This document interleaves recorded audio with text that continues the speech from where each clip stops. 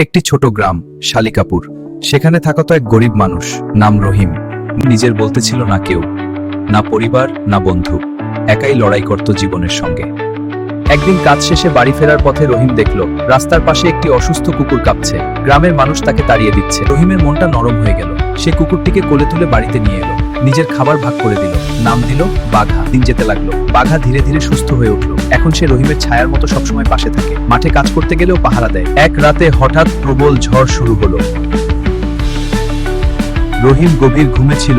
বাঘা ঝরঝরে ডাকা শুরু করলো বৃষ্টির মধ্যে দাঁড়িয়ে, আর এদিকে রহিম ঘুমাচ্ছে।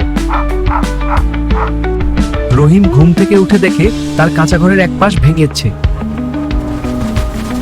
বাঘার ডাকে রহিম দ্রুত বাইরে বেরিয়ে আসে, আর কিছুক্ষণের মধ্যেই ঘরের সেই অংশটি ধসে পড়ে। সেদিন রহিম বুঝল, বাঘা শুধু একটা কুকুর নয়, সে তার সত্যিকারের বন্ধু। ভালোবাসার জন্য ভাষা লাগে না, মানুষ আর পশুর মাঝেও হতে হতে। যদি তোমারও এমন একজন বন্ধু থাকে, তাকে কখনো ছেড়ে দিও না।